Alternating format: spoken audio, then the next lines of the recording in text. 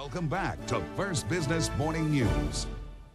Well, from the ongoing violence in the Mideast to a slower economy, there is really no shortage of worries for investors to consider before trying to deploy some money in the market. A lot of folks, let's face it, are taking some money off the table.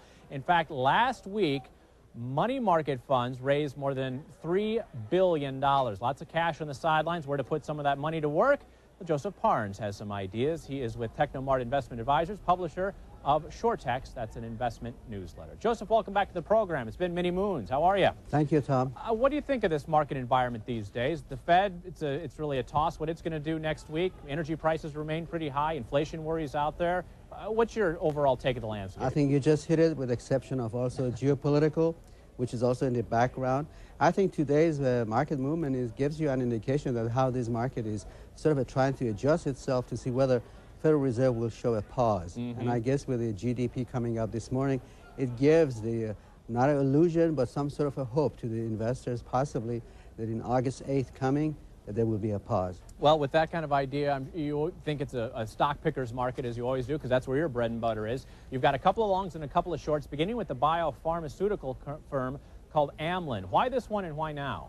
I think in this kind of a market, you want to be in a sector that at least if there is any problems, that is sort of a recession-proof with regard to investment as a whole. I think the gear is going toward the sectors of health or pharmaceutical, and I picked the biopharmaceutical on this particular one, which is Amylin, one of them, which I think has a tremendous growth rate, and especially in their flagship drugs of Biera, that is for the H2 but diabetics, and I think that's one of them. My mother calls it lizard spit. She's actually one of the patients that takes it. Revenue up by 150% in the last quarter, but costs and expenses doubled. Does that kind of performance worry you? Not really, because I think what the problem is that I don't think they expected that kind of a perception of the acceptance by the physicians as a whole. For that reason, they really had a shortage of the supply. So some of this cost that you just indicated is to beef up the supply end. Stock's up by 20%. You still find it being valuable here, though? I think so. I think if you're a patient investors, you could see it in the high 60s. On the flip side, medical device company St. Jude, also a long of yours, but this stock really has taken it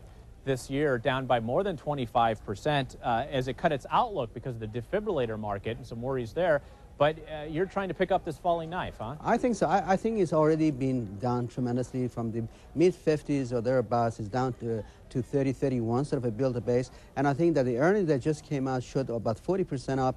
So even that they have shaved off some of the earnings expectations, I do feel that they're going to recapture the market. But also, don't forget, this could be a overtaken candidate. Right, a buyout candidate. Absolutely. Yep. Because Guidon has already been bought out by Boston Scientific.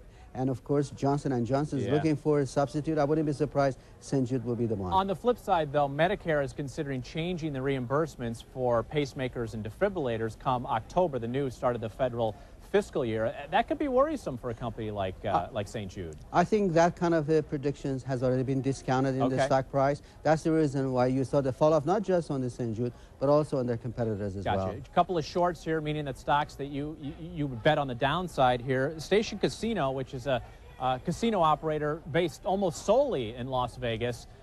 This stock is already down by 20%, but you think the bottom's not in? Absolutely.